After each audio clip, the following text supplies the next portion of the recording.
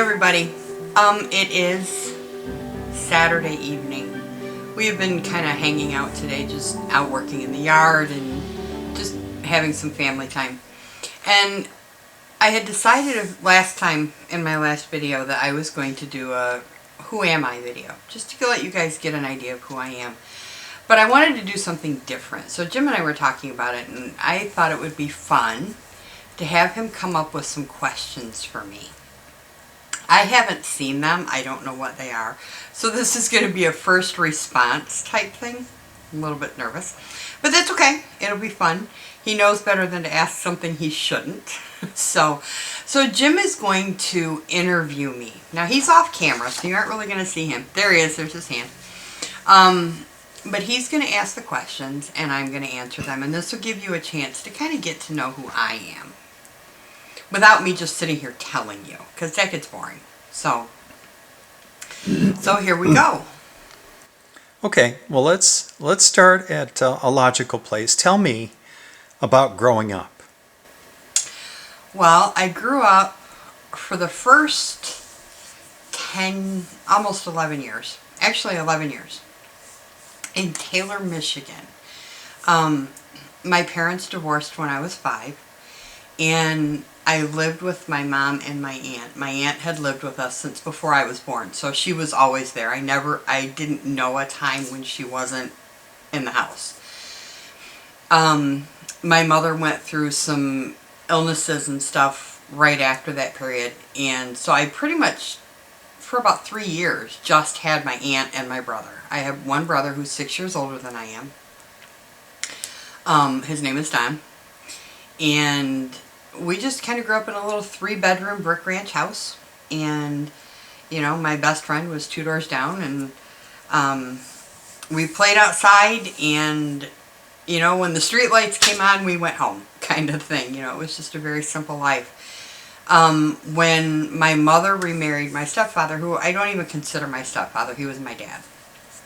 When they got married, I was 11, and we moved to Dearborn Heights, which is about 10 miles north of where I had grown up. And it was pretty traumatic because now I didn't have my aunt. She lived in a different house, and that was a very uncomfortable thing. But my mom was pretty good about letting me just go there when I wanted. I would spend the week with Mom while I went to school, and then I would spend the weekends with my aunt. And during the summer, I swapped it. You know, I spent the weekends with Mom, and I spent the weeks with my aunt. And that's pretty much how it stayed. A year after they got married, we moved into the house that we're in now, actually, in Redford, which is about a mile or so away from where we had moved to at first. And right after we moved in here, my brother left and went to the Marine Corps. And so I pretty much just, you know, had a simple, normal life. You know, I had my best friends. In fact, my best friend from kindergarten is still my friend now. I was at her house last night. And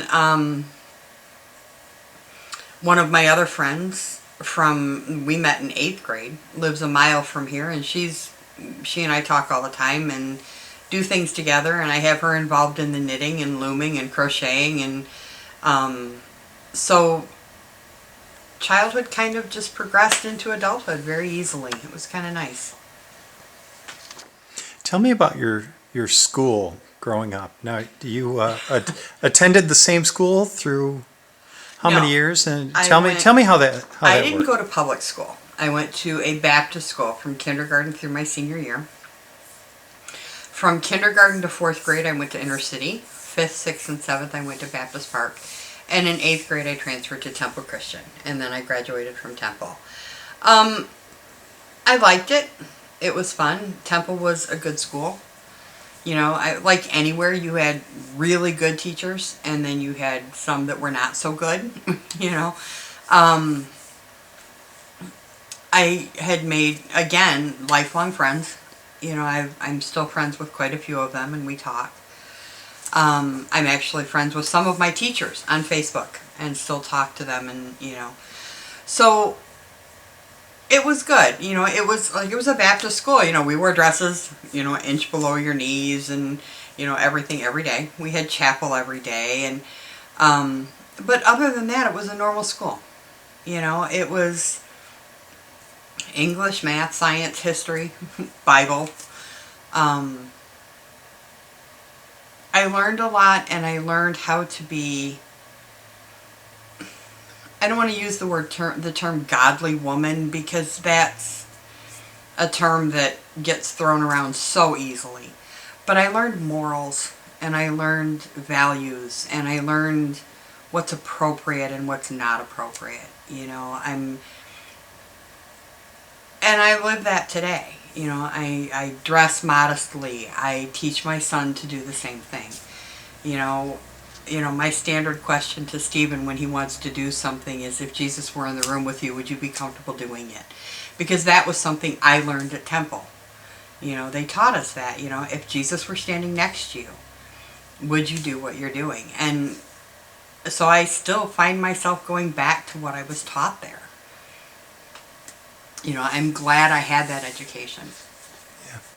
Tell me more about your relationship with your aunt and what that meant to you. I am my aunt. Anybody that knows me and knows my aunt knows I am her. My aunt had a heart as big as all outdoors. In the middle of winter, with it 10 below, she would have given you her coat and gone without. And I would do the same thing. It's just who I am. It wouldn't occur to me not to. There have been times when we're barely making it financially, and yet I'll clean out the freezer because my friends need food. And that was who my aunt was, and that's what she taught me to be. She taught me to put others first. And she loved me unconditionally. She was there for me when I screwed up and when I was good. For the first 10 years of my life, I shared a room with her. She was my sister, kind of, because we shared a bedroom. And on nights when I was scared, she was there. If I had a bad dream, she was the one that I crawled in bed with her. And she died when I was 18, right after we graduated high school. In fact, I dropped out of college at the time to stay home and take care of her. And it broke my heart when she died. It still makes me cry, and it's been, 30 some years.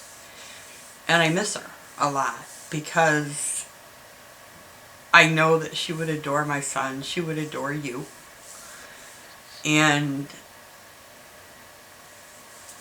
yet I know she's in a better place. And so I'm okay. But she taught me, not through words, not through Bible stories, not through talking. She taught me how to live because she lived it. She loved, she laughed, and she lived life to the fullest extent possible. She was sick. She was a diabetic and was really sick. She went blind when I was 14, so she taught before 15, so before she completely couldn't drive anymore. She taught me how to drive so I could go places with her, and we could go and continue to do things. So, you mentioned that you dropped out of school to take care of your aunt. You had quite a varied education after high school. Tell me about that. Well, when I graduated high school, what I wanted to do was be a lawyer or a teacher. And I was kind of discouraged from doing that.